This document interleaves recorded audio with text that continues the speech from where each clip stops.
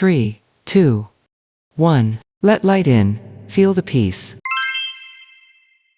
Selamat datang. Hari ini kita akan kupas tuntas sebuah tantangan yang kayaknya relevan banget buat Anda atau mungkin buat anak, adik, atau teman Anda. Iya, Gimana caranya mahasiswa muslim bisa tetap konsisten ibadahnya di tengah kehidupan kampus yang super sibuk dan ya penuh distraksi? sumber kita untuk obrolan kali ini adalah sebuah artikel penelitian yang menarik dari mahasiswa dan dosen di Universitas Negeri Jakarta. Judulnya, Tantangan Mahasiswa Muslim dalam Menjaga Konsistensi Ibadah di Lingkungan Kampus. Oke, jadi misi kita hari ini adalah membongkar tuntas isi penelitian ini. Kita akan lihat apa aja sih faktor dari dalam dan dari luar yang jadi penghalang. Betul. Terus gimana dampaknya ke mahasiswa secara spiritual, mental, sosial, dan yang paling penting, apa strategi yang bisa dijalankan untuk mengatasinya? Nah, Oke, sebelum kita menyelam lebih dalam, mungkin kita samakan dulu persepsi ya. Kata konsisten di sini tuh maksudnya apa sih sebenarnya? Apa sekedar sholat 5 waktu nggak bolong? itu pertanyaan bagus. Menurut sumber ini, konsistensi itu lebih dari sekedar melakukan ritual. Kalau mengacu ke KBBI, konsisten itu kan artinya tetap, nggak berubah, selaras. Oke, Dalam konteks ibadah, ini soal keteraturan, keberlanjutan, dan yang paling penting, kesadaran. Artikel ini mengaitkannya dengan konsep istiqomah. istiqomah ya. Iya, yang dijelaskan dalam Al-Quran Surat Hud ayat 112. Istiqomah ini adalah perjalanan spiritual untuk tetap lurus di jalannya, demi mencapai ketenangan hati. Jadi ini bukan soal checklist gitu loh, tapi soal menjaga koneksi. Aha, jadi ini bukan tentang performa, tapi tentang koneksi yang berkelanjutan. Oke. Itu mengubah cara pandang. Tepat. Dan yang menarik, penelitian ini pakai kerangka dari Glock dan Stark tentang 5 dimensi keberagamaan. Ada dimensi keyakinan, praktek ibadah, pengalaman, pengetahuan, dan konsekuensi. Wow, banyak juga ya. Nah, sebagian besar tantangan yang akan kita obrolin ini berpusat pada tarik-menarik antara dua dimensi. Praktek, apa yang mahasiswa lakukan, dan pengetahuan, apa yang mereka pahami. Dan kita akan lihat, kedua hal ini seringkali nggak sejalan di lingkungan kampus. Oke, ini dia nih, bagian yang paling seru. Penelitian ini membaginya jadi dua medan perang gitu ya. Internal dan eksternal. Kita mulai dari yang internal dulu ya. Pergulatan di dalam diri mahasiswa itu sendiri. Betul. Faktor pertama yang paling sering muncul adalah ketidakmampuan mengatur waktu. Ini kelihatannya klise, tapi contoh yang diberikan di penelitian ini sangat nyata. Gimana tuh contohnya? Bayangan Anda seorang mahasiswa, jeda antar kelas cuma 1 jam. Waktu duhur masuk. Di waktu yang sempit itu, Anda harus sholat dan makan siang. Nah, ini dia. Kantin udah pasti penuh sesak. Penelitian ini menemukan banyak mahasiswa muslim akhirnya memilih ngantre makan dulu. Oh iya? Kenapa gitu? Kalau sholat dulu, nanti kehabisan makanan atau nggak dapat tempat duduk. Akibatnya, sholat jadi ditunda bahkan sampai mepet waktu asar. Wah, itu dilema yang sangat nyata ya. Pilihan antara kebutuhan fisik yang mendesak, rasa lapar, dan kewajiban spiritual. Dan ini terjadi bukan sekali, tapi bisa jadi setiap hari. Persis, ini bukan lagi sekedar soal manajemen waktu, tapi soal penentuan prioritas di bawah tekanan yang konstan. Setiap jeda makan siang itu jadi ujian kecil. Dan ini membawa kita ke faktor internal kedua, yang seringkali jadi kambing hitam, rasa malas yang tinggi. Nah, ini dia. Tapi apa ini murni soal malas? Atau ada sesuatu yang lebih dalam? Disinilah penelitian ini memberikan pencerahan. Ini bukan kemalasan dalam artian nggak mau melakukan apa-apa. Ini adalah kemalasan yang lahir dari kelelahan. Kelelahan ya? Iya. Jadwal kuliah yang padat, tugas yang menumpuk, kegiatan organisasi, semua itu kan menguras energi fisik dan mental. Betul. Jadi ketika ada sedikit waktu luang, godaan untuk sekedar rebahan atau istirahat sebentar jadi jauh lebih besar daripada dorongan untuk segera berwudu dan sholat. Ini menarik sekali. Jadi, ini bukan krisis iman, tapi krisis energi. Mungkin ancaman terbesar bagi kehidupan spiritual seorang mahasiswa sebenarnya bukan kurangnya keyakinan, tapi justru jadwal akademis mereka yang terlalu padat. Cara pandang yang benar-benar baru. Anda menangkap poin utamanya. Kelelahan itu jadi pembenaran yang sangat kuat untuk menunda ibadah. Dan ini diperparah oleh faktor internal ketiga yang mungkin jadi akarnya. Apa itu? Kurangnya pemahaman agama. Maksudnya gimana? Bukannya mereka tahu sholat itu wajib? Tahu itu wajib, ya. Tapi apakah mereka memahami mengapa itu wajib dan apa esensinya? Penelitian ini secara gamblang membedakan Oke. mahasiswa yang pemahamannya mendalam akan melihat sholat sebagai kebutuhan, sebagai momen recharge spiritual. Bagi mereka, meninggalkan sholat justru akan menambah stres. Justru menambah stres ya? Betul. Sebaliknya, mahasiswa yang pemahamannya dangkal cenderung melihat ibadah hanya sebagai tugas atau kewajiban. Jadi kalau cuma dianggap tugas, ya wajar kalau bisa dinegosiasikan, sama kayak tugas kuliah yang bisa ditunda kalau ada hal lain yang lebih mendesak atau lebih menyenangkan. Tepat sekali. Kurangnya pemahaman ini bikin ibadah terasa seperti beban yang bisa ditunda, bukan kebutuhan yang harus dipenuhi. Ini kembali ke dimensi Glock dan Stark tadi. Ketika dimensi pengetahuan lemah, maka dimensi praktik akan sangat mudah goyah saat dihadapkan pada pilihan praktis seperti ngantre makanan di kantin. Oke, jadi pertempuran internal ini berkisar pada 3 hal: waktu, energi, dan pemahaman. Cukup rumit. Tapi perjuangan untuk tetap istiqomah ini kan bukan cuma soal apa yang ada di dalam diri kita, lingkungan di luar punya andil besar kan? Sangat besar. Dan disinilah kita masuk ke medan perang eksternal. Faktor pertama yang disebut dalam penelitian adalah lingkungan sosial yang tidak mendukung. Lingkungan sosial ya? Iya, Di sini ada istilah tekanan untuk menyesuaikan gaya hidup teman yang kurang religius. ini klasik sih, tekanan teman sebaya. Tapi di level mahasiswa, gimana bentuk konkretnya? Saya bisa bayangkan situasinya. Anda mahasiswa baru, masih berusaha cari teman. Lalu teman-teman satu geng ngajak nongkrong di kafe pas azan asar berkumandang. Oke. Di momen itu, ada taruhan sosial yang besar. Kalau Anda bilang, aku sholat dulu ya, ada risiko dianggap nggak asik, soalim, atau ketinggalan obrolan. Biaya sosial atau social cost untuk menjaga komitmen ibadah itu nyata.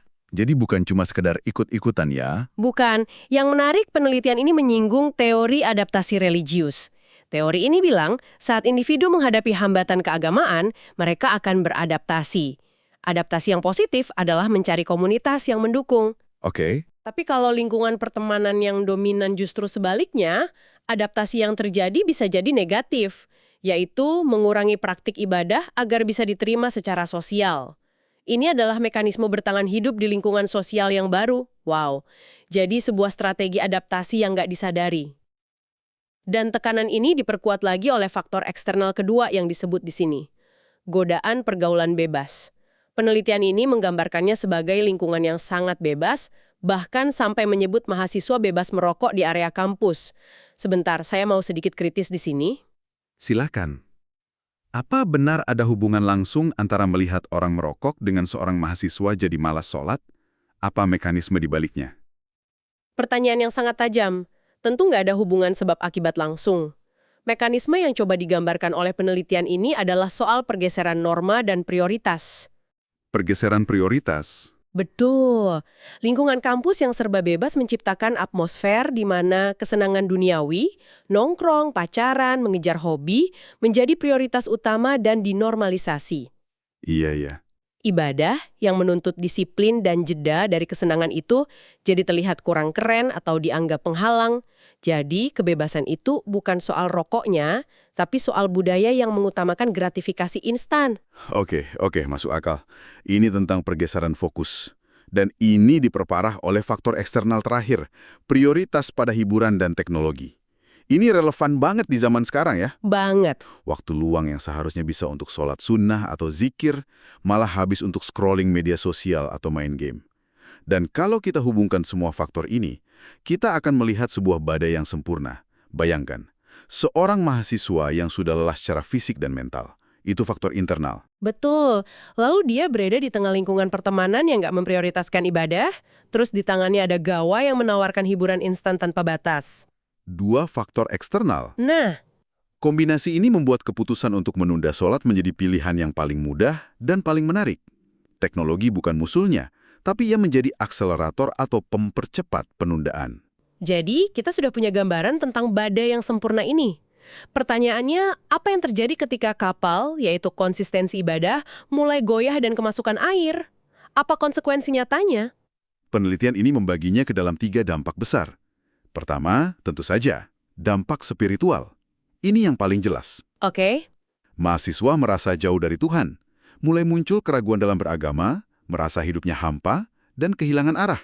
Nilai-nilai dasar seperti kejujuran dan kesabaran pun ikut terkikis. Rasanya seperti kompas internal di dalam diri mereka mulai rusak. Dan kerusakan kompas ini pasti berpengaruh ke kondisi mental mereka, kan? Pasti. Dan itu membawa kita ke dampak kedua yang sangat krusial, dampak psikologis. Disinilah ada temuan yang sedikit kontraintuitif. Penurunan konsistensi ibadah ternyata berkorelasi dengan peningkatan stres dan kecemasan. Tunggu dulu, ini terasa aneh. Bukankah alasan utama mereka menunda ibadah adalah karena mereka sudah terlalu sibuk dan terlalu stres dengan urusan kuliah? Kok malah jadi tambah stres? Nah, itu dia. Ini seperti lingkaran setan. Tepat sekali, ini adalah lingkaran setan. Mereka meninggalkan ibadah dengan harapan bisa mengurangi beban, tapi yang terjadi justru sebaliknya. Ketenangan jiwa yang seharusnya didapat dari ibadah, yaitu momen untuk jeda dan terkoneksi dengan Yang Maha Kuasa, justru hilang. Akibatnya, mereka jadi lebih rentan terhadap tekanan akademik, stabilitas mental mereka terganggu. Penelitian ini menyebut munculnya perasaan hampa dan ketidakpuasan yang kronis. Justru meninggalkan ibadahlah yang memperparah stres itu sendiri. Ini temuan yang penting banget. Lalu, dampak yang ketiga? Dampak sosial. Ketika seorang mahasiswa mulai menjauh dari praktik ibadah, ia juga secara perlahan akan merasa terasing dari komunitas keagamaannya. Mereka kehilangan solidaritas dan jaringan dukungan dari teman-teman seiman. Padahal, komunitas religius di kampus itu seringkali berfungsi sebagai rumah kedua atau sistem pendukung yang vital. Terutama untuk mahasiswa rantau ya? Betul, terutama bagi mahasiswa rantau di tahun-tahun pertama yang penuh penyesuaian. Jadi mereka bukan hanya kehilangan koneksi vertikal dengan Tuhan, tapi juga koneksi horizontal dengan sesama. Oke, gambarannya jadi sangat jelas dan jujur saja, terdengar cukup suram. Perang internal, tekanan eksternal, dan dampak yang merembet kemana-mana. Rasanya mudah untuk jadi pesimis. Iya, Tapi penelitian ini tidak berhenti di situ kan? Pasti ada jalan keluarnya. tentu. Bagian terbaiknya adalah penelitian ini juga menawarkan peta jalan untuk kembali ke jalur yang benar. Solusinya pun bersifat holistik, menyentuh sisi internal dan eksternal. Mari kita bedah satu persatu. Strategi pertama yang ditawarkan adalah memperkuat niat dan menyadarkan diri bahwa ibadah adalah kewajiban. Ini kedengarannya bagus, tapi apa artinya secara praktis bagi mahasiswa umur 19 tahun yang lelah dan pusing mikirin tugas? Nah, Gimana caranya memperkuat niat saat ponsel terus bergetar dan ujian menanti besok? itu pertanyaan kuncinya. Memperkuat niat di sini bukan sekedar afirmasi kosong. Penelitian ini mengimplikasikan bahwa ini adalah tentang menciptakan ritual mikro. Ritual mikro. Iya, misalnya mengambil jeda 30 detik sebelum kelas dimulai hanya untuk mengingatkan diri sendiri, nanti jam 12 prioritas utamaku adalah zuhur. Atau memasang wallpaper di ponsel dengan kutipan tentang pentingnya sholat. Ini adalah cara menanamkan kembali mengapanya di tengah hiruk-pikuk jadwal. Niat ini berfungsi sebagai jangkar mental saat ombak kesibukan datang. Oke, jadi ini tentang tindakan-tindakan kecil yang disengaja. Lalu strategi kedua, memperkuat fokus untuk lebih mementingkan ibadah daripada godaan gawai. Ini sangat taktis. Betul. Ini tentang membangun gesekan positif, membuat akses ke ibadah jadi lebih mudah dan akses ke distraksi jadi lebih sulit. Contohnya? Contohnya, saat azan berkumandang, secara sadar letakkan ponsel di dalam tas atau di laci, atau matikan notifikasi media sosial pada jam-jam sholat. Ini adalah intervensi perilaku sederhana yang dampaknya bisa sangat besar. Dan yang ketiga, meningkatkan pemahaman agama. Nah, ini langsung menjawab salah satu akar masalah internal yang kita bahas di awal tadi. Persis. Ini adalah usaha untuk memperkuat dimensi pengetahuan agar bisa menopang dimensi praktek. Caranya bisa dengan ikut kajian rutin, membaca buku, atau bahkan sekedar menonton video ceramah singkat yang relevan dengan kehidupan anak muda. Oke, Ketika Anda paham mengapa sholat itu penting, bukan hanya bahwa sholat itu wajib, prioritas Anda akan berubah secara alami. Ibadah nggak lagi terasa seperti tugas, tapi kebutuhan. lalu ada juga strategi yang lebih proaktif untuk mengisi ulang baterai spiritual kan? Benar. Strategi berikutnya adalah meningkatkan keimanan melalui amalan-amalan tambahan, seperti membaca Al-Quran walaupun hanya 1 halaman, berzikir setelah sholat, atau mendengarkan sholawat saat di perjalanan. Ini cara untuk menjaga hati agar tetap terhubung di antara ibadah-ibadah wajib. Dan yang tidak kalah penting, ada strategi yang berbasis komunitas dan lingkungan. Ini untuk melawan faktor eksternal tadi. Salah satunya bergabung dengan organisasi keagamaan di kampus. Ini adalah implementasi praktis dari teori adaptasi religius yang positif. Daripada pasif dan beradaptasi dengan lingkungan yang tidak mendukung, Anda secara sadar dan aktif memilih. Atau bahkan ikut menciptakan ya. Nah, ikut menciptakan lingkungan yang mendukung tujuan spiritual Anda. Anda mencari teman-teman yang akan saling mengingatkan. Saya paham. Tapi bukankah ada resiko kalau bergabung dengan kelompok seperti ini malah jadi menciptakan gelembung sosial dan membuat mahasiswa terisolasi dari lingkungan kampus yang lebih luas? Apa penelitian ini menyinggungnya? Itu kritik yang valid. Penelitian ini nggak membahasnya secara mendalam, tapi bisa kita interpretasikan begini. Di tahun-tahun awal yang krusial, membangun fondasi yang kuat di dalam gelembung yang suportif itu mungkin lebih penting. Jadi fondasinya dulu yang dikuatin. Betul. Setelah fondasi spiritual dan sosialnya kokoh, barulah mereka lebih siap untuk berinteraksi dengan lingkungan yang lebih luas tanpa mudah goyah. Ini soal membangun benteng pertahanan dulu sebelum menjelajah keluar. Masuk akal. Dan strategi terakhir, yang paling praktis, memanfaatkan fasilitas masjid kampus. Ini mungkin terdengar sepele ya, tapi ini adalah tentang menghilangkan alasan dan hambatan logistik. Dengan membiasakan diri ke masjid kampus, nggak ada lagi alasan susah cari tempat sholat atau nggak ada mukena. Iya. Ini adalah kombinasi pamungkas. Penguatan dari dalam melalui niat dan pemahaman, didukung oleh sistem pendukung dari luar berupa komunitas dan fasilitas. Semuanya harus berjalan beriringan. Jadi, kalau kita tarik kesimpulan dari obrolan kita, tantangan menjaga konsistensi ibadah di kampus ini nyata, berlapis, dan kompleks. Ada pertarungan dari dalam diri soal waktu, energi, dan pemahaman. Benar. Ada juga tarikan dari luar berupa lingkungan pergaulan dan distraksi teknologi. Dampaknya pun bukan cuma soal spiritual, tapi juga merembet kesehatan mental dan hubungan sosial. Tapi, pesannya bukan untuk menyerah. Justru sebaliknya, penelitian ini menunjukkan bahwa ada jalan keluar. Dengan kombinasi penguatan niat dari dalam dan membangun benteng pertahanan dari luar, mahasiswa sangat mungkin untuk menjaga spiritualitas mereka tetap hidup dan bahkan berkembang di tengah tantangan. Pada intinya, pesan dari penelitian ini adalah konsistensi ibadah di tengah kesibukan kampus itu bukan sesuatu yang terjadi secara otomatis. Dia bukan kondisi pasif, tapi perjuangan aktif. Betul sekali. Butuh niat yang terus diperbarui, strategi yang cerdas, dan kesadaran untuk terus bertumbuh. Setiap hari adalah pilihan, setiap jeda kuliah adalah kesempatan untuk menegaskan kembali prioritas. Ini adalah maraton, bukan sprint. Sebagai penutup, kami ingin meninggalkan satu pemikiran untuk Anda renungkan. Seluruh pembahasan kita hari ini, berdasarkan penelitian ini, berfokus pada apa yang harus dilakukan oleh mahasiswa. Iya, tapi ini memicu pertanyaan yang lebih besar. Apa peran institusi kampus itu sendiri dalam menciptakan lingkungan yang tidak hanya mendukung secara akademis, tetapi juga secara spiritual bagi mahasiswanya? Apakah tugas mereka selesai hanya dengan menyediakan masjid dan UKM kerohanian? Atau ada tanggung jawab yang lebih dalam untuk merancang kehidupan kampus yang lebih manusiawi dan seimbang?